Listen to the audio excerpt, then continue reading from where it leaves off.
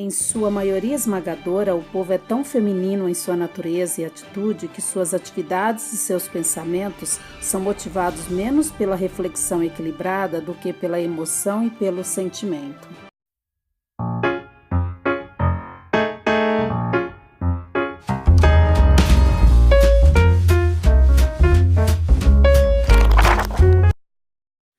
Oi gente, tudo bem com vocês? Aqui quem fala é a Cecília Frazão do canal Nossa Língua e eu estou aqui hoje neste vídeo para poder falar sobre este livro que é A Mente de Adolf Hitler, do autor Walter Langer.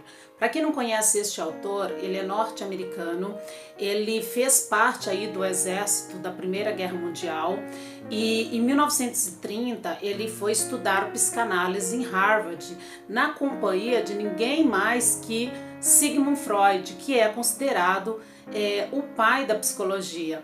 E por ele ter tido esse contato, todo esse estudo vasto na área da psicologia, em 1943 ele foi escolhido pelo chefe da OSS, que era o órgão de inteligência dos Estados Unidos, hoje conhecido por CIA, mas naquela época era a OSS, e ele foi comissionado aí pelos aliados dos Estados Unidos para poder fazer esse estudo da mente de Adolf Hitler. E por que Adolf Hitler na época?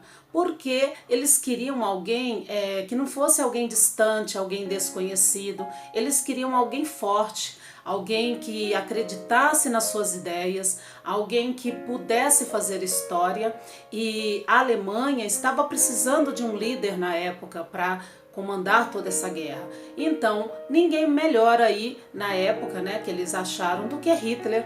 E embora todo esse estudo tenha sido feito, toda essa investigação, na época foi um relatório secreto, o que o Walter Langer chegou a deduzir a respeito de Hitler não podia ser revelado, porque a ideia que ele traz aqui no livro é de que o Adolf Hitler possivelmente era um homem esquizofrênico, psicopata, e se isso fosse revelado na época, iria contra os princípios da Alemanha, iria trazer aí uma má fama para a Alemanha, porque as propagandas da época traziam Hitler como um homem forte, um homem que sabia o que estava falando, um homem que tinha aí todo o apoio de vários seguidores. Então, ser revelado na época esse estudo iria contra aí os princípios da Alemanha.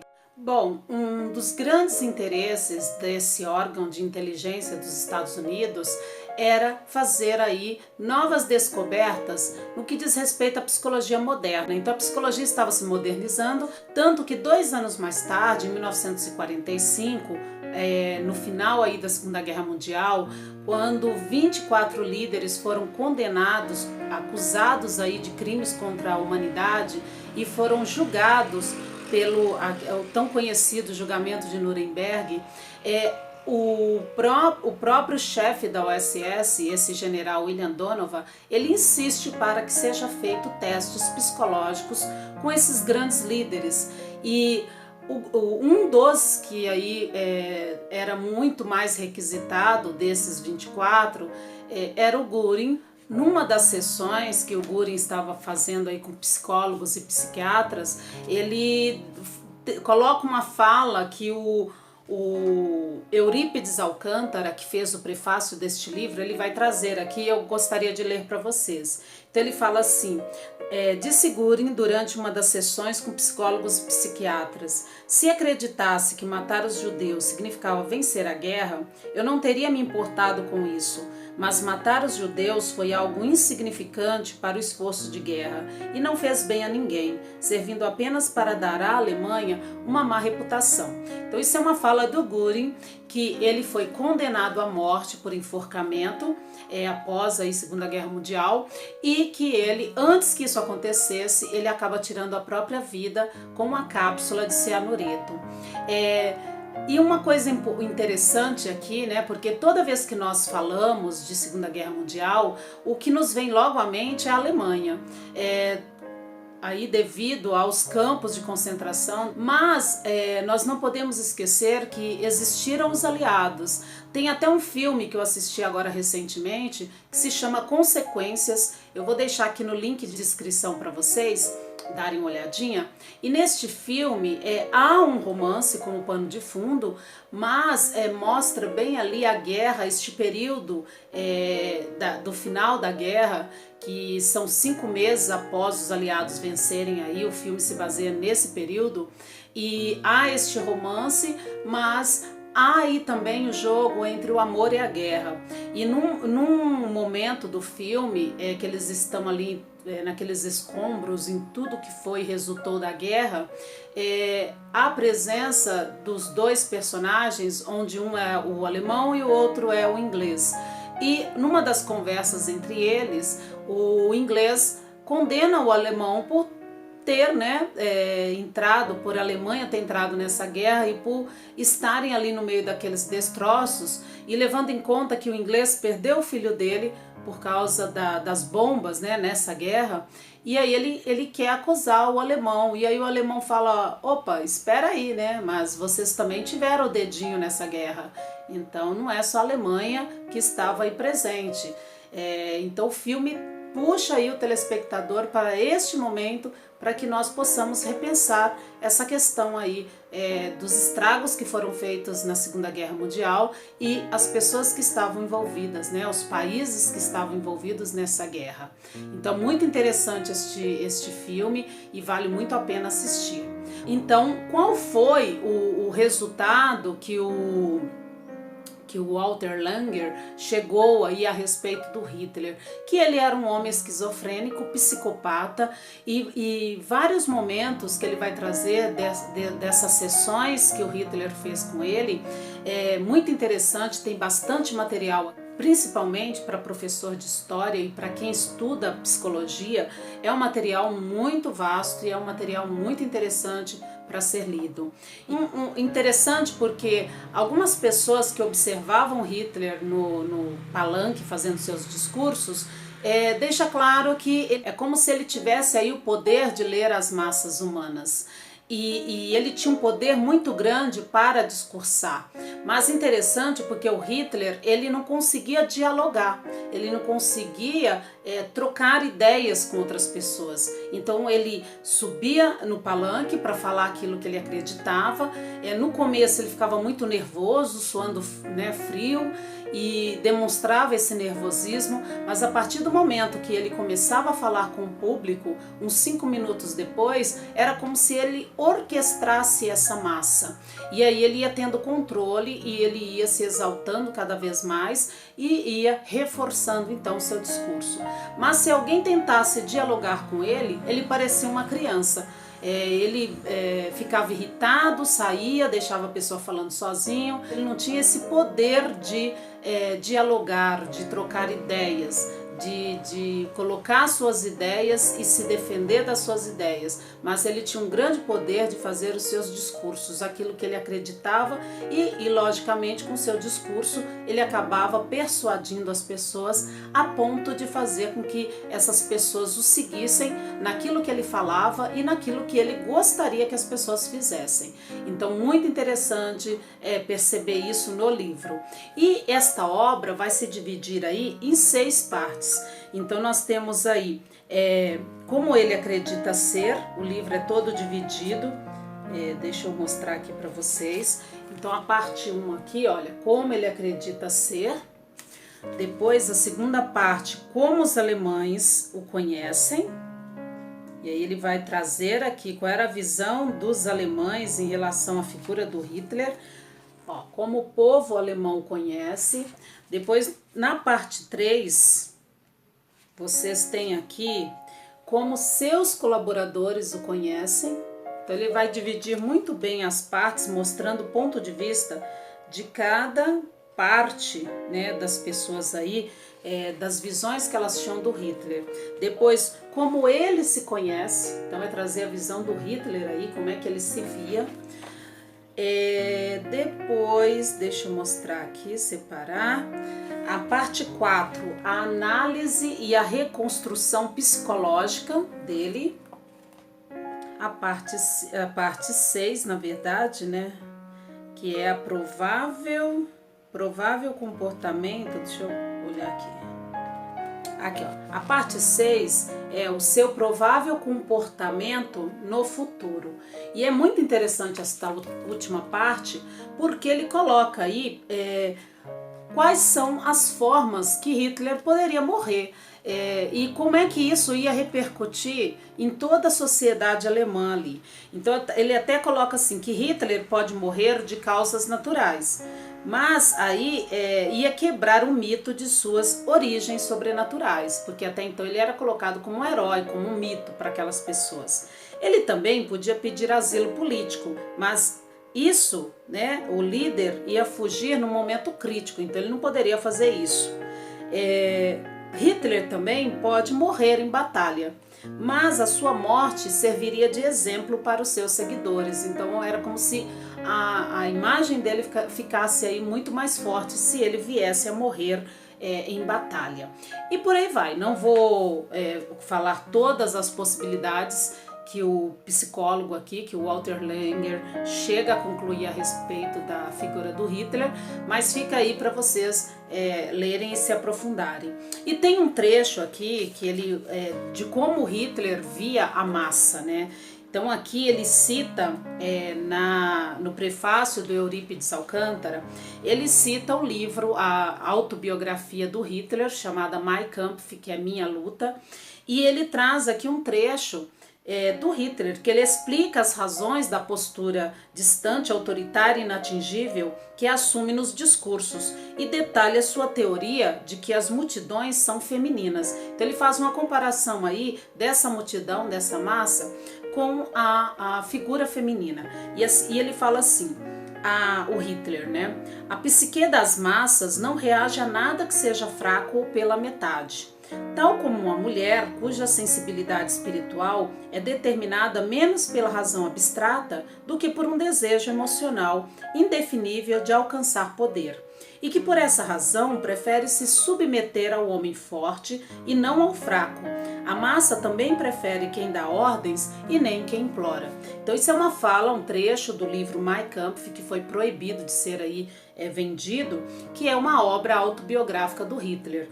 E esse trechinho foi colocado aqui no prefácio do Eurípides Alcântara. Então achei o prefácio bastante interessante também para nos fazer pensar e refletir a respeito desse grande líder aí da Alemanha nazista. Quando nós falamos de Segunda Guerra Mundial e de Adolf Hitler, nós não podemos esquecer que a propaganda foi muito forte na época a respeito da imagem do Hitler que foi passada e de fazer com que as pessoas acreditassem nas ideias que ele estava propagando e de como essa imagem dele era colocada naquele período.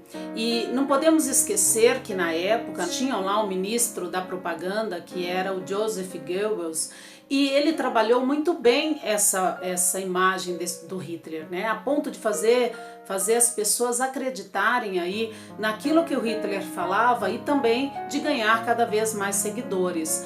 E recentemente nós tivemos o nosso ministro da Cultura, o senhor Roberto Alvim, que assumiu em novembro de 2019 e que agora em janeiro ele teve a infelicidade, né? Foi infeliz em fazer um discurso controverso, um discurso nazista, e sabia o que estava falando, né? Uma pessoa que está assumindo o Ministério da Cultura com certeza é uma pessoa bem informada, e ele fez esse discurso então nazista, controverso aí, baseado no discurso deste homem que foi o ministro da propaganda na época da Segunda Guerra Mundial e que logicamente teve que vazar de lá, né? Teve que sair, teve que abandonar o seu cargo, porque é uma pessoa que não nos representa.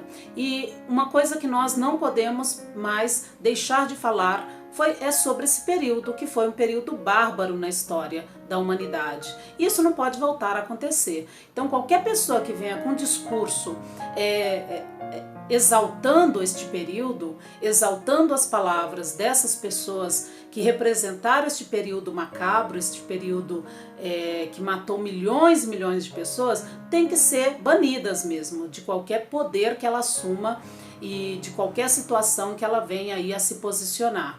E hoje quem assumiu o lugar dele foi a senhora Regina Duarte, e todos nós brasileiros esperamos que ela faça aí um bom trabalho, porque a repercussão do discurso desse senhor repercutiu no mundo inteiro, e aqui no Brasil, infelizmente, as coisas precisam chamar a atenção lá de fora para que seja solucionado aqui dentro do nosso país. Então, graças a Deus, o discurso dele repercutiu mundo afora e aí ele foi tirado do poder. Uma coisa importante é não acreditar em tudo que é falado, é ter essa visão crítica, é ler bastante a respeito disso, para que as pessoas não acabem abraçando ideias que muitas vezes aí podem trazer sérias consequências futuras.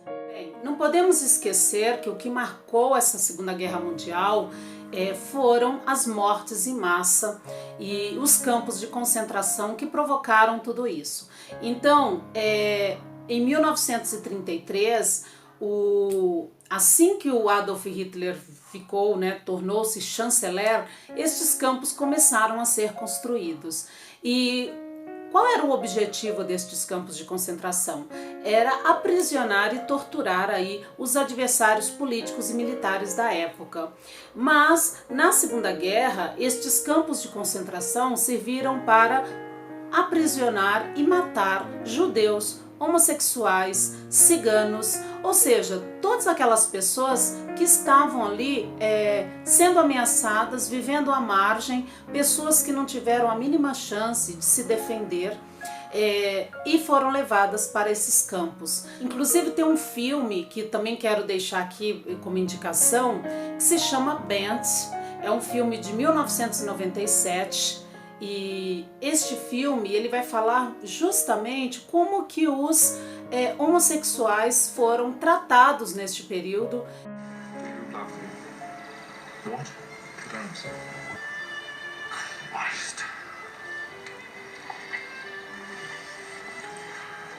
I just feel responsible. Flaps can't afford that kind of responsibility. Why are you laughing? That word.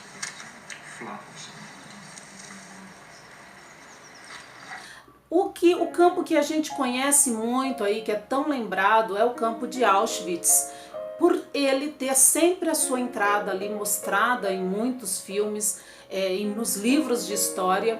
E na entrada desse campo de Auschwitz está escrito em alemão Arbeit macht frei, que em português significa o trabalho liberta.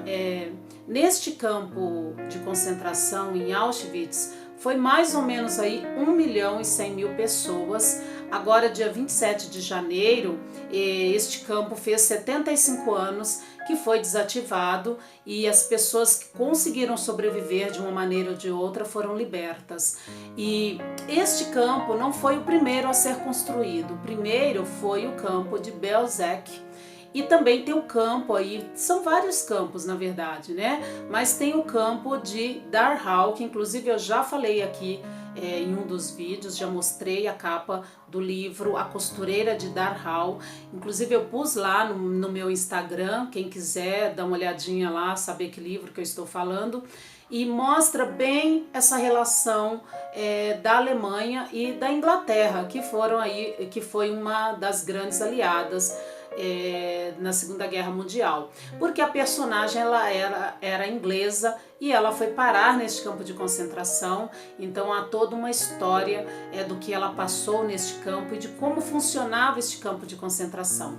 Tem até uma fala aqui do general, aliás, do coronel William King, que ele fala assim: crueldades tão enormes aconteceram neste campo de Dachau que são incompreensíveis para a mente normal. Isso para vocês terem uma ideia do que foram esses campos de concentração.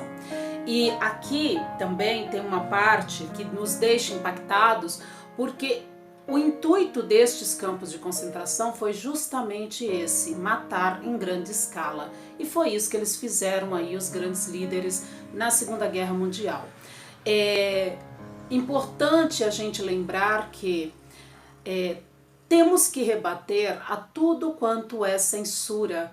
É preciso que todo discurso ouvido que seja pensado, que seja refletido, e qualquer censura tem que ser rebatida, porque se nós pensarmos que essa época, esse grande líder, que foi esse grande líder nazista, Adolf Hitler, conseguiu conduzir milhões de pessoas para fazer aí o que ele queria, né, o que ele pensava. Hoje nós que estamos vivendo aí com essas redes sociais, onde tem milhões de seguidores a partir das ideias de alguns, então é muito importante que nós paremos um pouquinho e reflitamos a respeito de tudo isso que está acontecendo, principalmente hoje na mídia. Então temos que ficar atentos o tempo todo e não podemos deixar de falar deste assunto. Por mais que doa, né, por mais que este período tenha sido um período macabro, tenha sido um período terrível para a humanidade, é um assunto que nós não podemos deixar de falar. Nós temos que sempre lembrar para que isso não volte a acontecer, nem no nosso país, muito menos no mundo. Então, fica aí essa opção de leitura para vocês. Se vocês me perguntarem qual foi a conclusão que eu cheguei deste livro, eu cheguei à conclusão de que o Hitler, Adolf Hitler, foi um homem que foi escolhido por uma minoria, um homem esquizofrênico, psicopata, homofóbico, né, totalmente preconceituoso, principalmente aí contra os judeus, porque foram os judeus que foram os mais aí condenados e que mais morreram e que mais foram perseguidos. E é muito triste a gente pensar que este homem conseguiu, através do seu discurso, e aí está a força da palavra, conduzir milhões de pessoas a ponto de fazer e cometer atitudes tão inadmissíveis e tão horrorosas, né? Então, assim, se a gente for culpar apenas o Hitler, fica difícil culpar apenas o Hitler diante de tanta barbárie cometida por tantas pessoas que lideravam aí, que seguiam as ideias dele. Então, este livro, ele faz você refletir muito sobre isso. Então fica aqui essa opção de leitura para vocês, vale muito a pena ler este livro, e no momento tenho ficado muito interessada neste assunto, diante de todos os acontecimentos, e um dos livros que eu quero indicar aqui para vocês, que eu estou lendo no momento, é O Carisma, de Adolf Hitler, que segue aquela mesma linha, do Lawrence Hess, que é o homem que conduziu milhões ao abismo. Este livro eu comecei, ele tem até uma relação com o que eu mostrei, que é a mente de Adolf Hitler. Inclusive, este tema serviu como referência para a revista super interessante, na capa de dezembro, foi sobre este assunto, então está muito interessante também essa revista. Quem quiser dar uma olhadinha lá, fica aí essa opção para vocês. E também eu estou lendo agora, neste momento, O Papa contra Hitler, do Mark Hiblin, acho que é assim que fala, Hiblin, A Guerra Secreta da Igreja contra o Nazismo. Então fica também essa outra opção de leitura aí para vocês. Se vocês quiserem que eu faça a resenha destes dois livros, deixem aí os comentários que eu farei e aí a gente pode de repente discutir a respeito destes livros. Tá bom? Então, se vocês gostaram, deixem aqui um like, compartilhem, deixem as mensagens que eu vou responder com o maior carinho. E é isso. Um beijo grande para vocês, até o próximo vídeo. Tchau, tchau.